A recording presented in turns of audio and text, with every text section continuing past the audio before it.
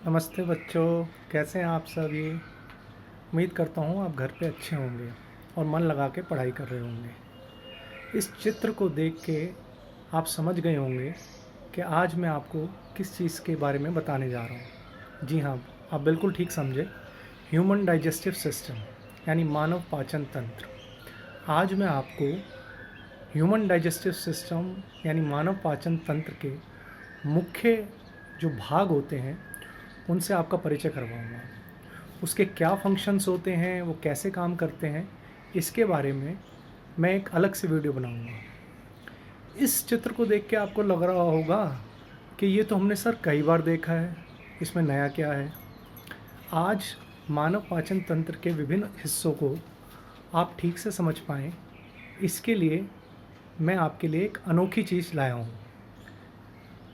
तो चलिए शुरू करते हैं आज की ये क्लास।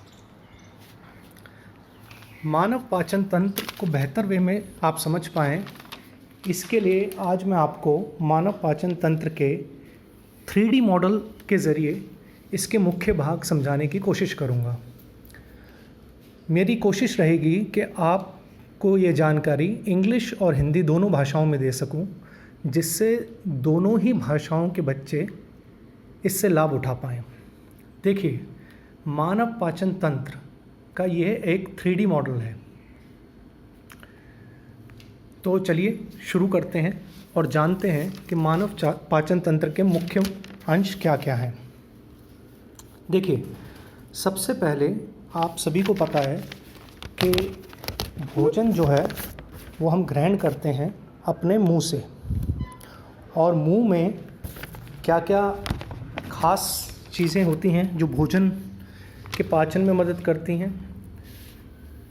ये तो आपको सभी को पता है कि मुंह में दांत और जीभ, ये दोनों ही भोजन को पचाने में हमारी मदद करते हैं, क्योंकि दांत जो है भोजन को छोटे छोटे भागों में तोड़ता है, उससे हम भोजन को चबाते हैं, काटते हैं, और जीभ जो है वो भोजन में लार मिलाती है।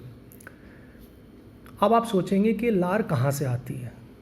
देखिए, जो ये मुंह है, इसके अंदर जो खाली स्थान होता है जिसके अंदर दांत और जीभ होती है, उसे हम कहते हैं बकल कैविटी या मुख गुहिका। उसी के अंदर सलाइवरी ग्लैंड्स होती हैं जिन्हें हम लार ग्रंथियां भी कहते हैं। सलाइवरी ग्लैंड से ही हमें सलाइवा निकलता है और उस सलाइवा को हम लार भी कहते हैं। आगे बढ़ते हैं। भोजन जो है यहाँ से होता हुआ सीधा फूड पाइप, जिसे साइंटिफिक भाषा में ओसोफेगस भी कहते हैं, में जाता है। हिंदी में इस फूड पाइप को ग्रसिका कहा जाता है।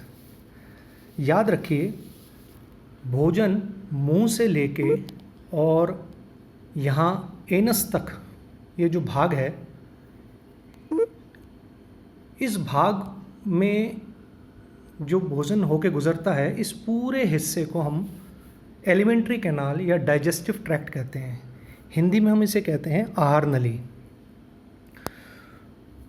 तो भोजन जो है मुंह के बाद ग्रसिका में जाता है, और ग्रसिका जो है वो जुड़ी होती है हमारे आमाशय से, जिसे हम स्टमक कहते हैं। ये है हमारा स्टमक, आमाशय। अगर आप इसको ध्यान से देखेंगे तो अंदर ही अंदर आप पाएंगे कि देखिए, ये ओसोफेगस जो है वो ये स्टमक से जुड़ी हुई है, यानी भोजन आहार नली से होता हुआ, फूड पाइप से होता हुआ सीधा स्टमक में जाता है। स्टमक में कुछ गैस्ट्रिक ग्लैंड्स होती हैं जिन्हें हम पाचक ग्रंथियां भी कहते हैं, जिनमें से कुछ गैस्ट्रिक जूसेस निकलते हैं जिन्हें हम पाचक रस बोलते हैं। उन गैस्ट्रिक जूसेस में मुख्य रूप से 3 चीज़ें होती हैं। एक तो पेप्सिन नामक एंजाइम जो भोजन के पाचन में मदद करता है, हाइड्रोक्लोरिक अम्ल, और म्यूकस जिसे हम श्लेष्मल कहते हैं। Hydrochloric acid, pepsin and mucus. इसके क्या रोल होते हैं ये मैं आपको बाद में बताऊंगा। चलिए अब आगे बढ़ते हैं। स्टमक से होता हुआ भोजन सीधा हमारी स्मॉल इंटेस्टाइन या क्षुद्रांत में जाता है। स्मॉल इंटेस्टाइन 7.8 मीटर लंबी होती है। अब आप सोचेंगे कि अगर वो इतनी लंबी होती है तो यहाँ तो देखने में ऐसा प्रतीत नहीं होता।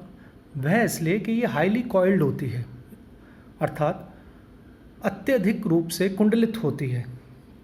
इस वजह से हमें इसकी लंबाई का ठीक ठीक अंदाज़ा नहीं लगता। स्मॉल इंटेस्टाइन में दो महत्वपूर्ण ग्लैंड्स के सिक्रेशन यानी स्राव गिरते हैं। एक तो लिवर, देखिए ये है यकृत, लिवर।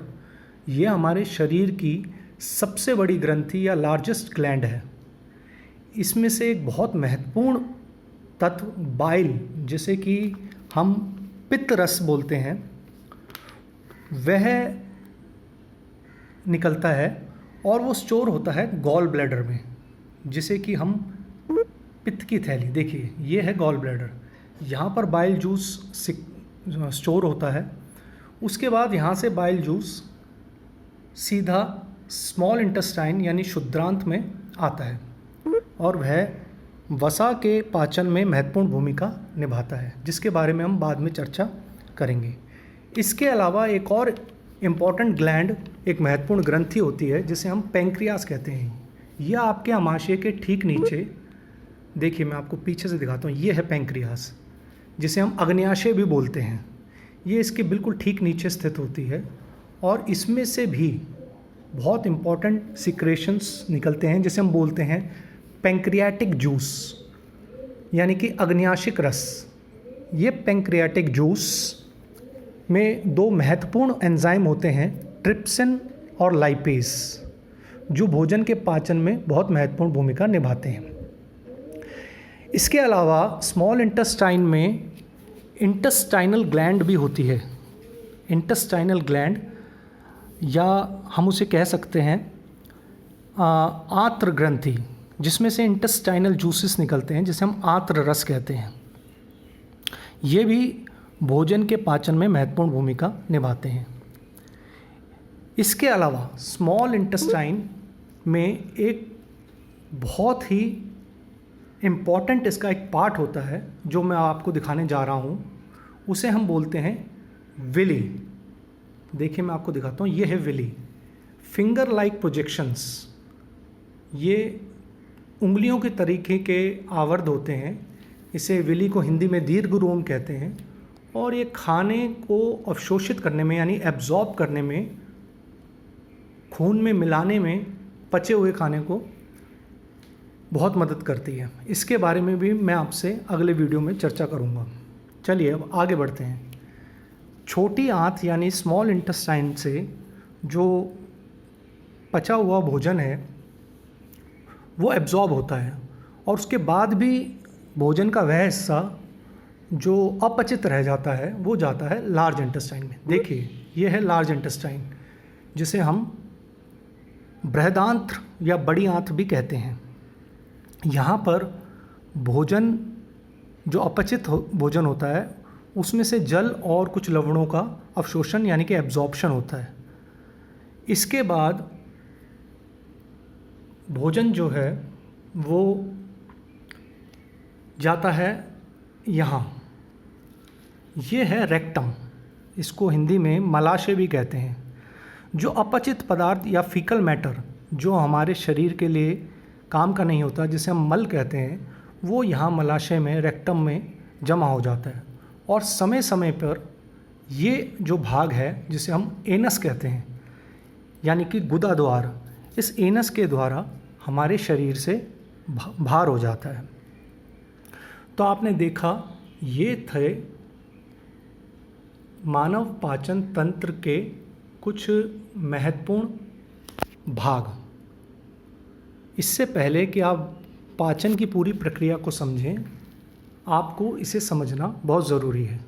अगले वीडियो में मैं आपको पाचन की पूरी प्रक्रिया विस्तार पूर्वक समझाऊंगा। धन्यवाद।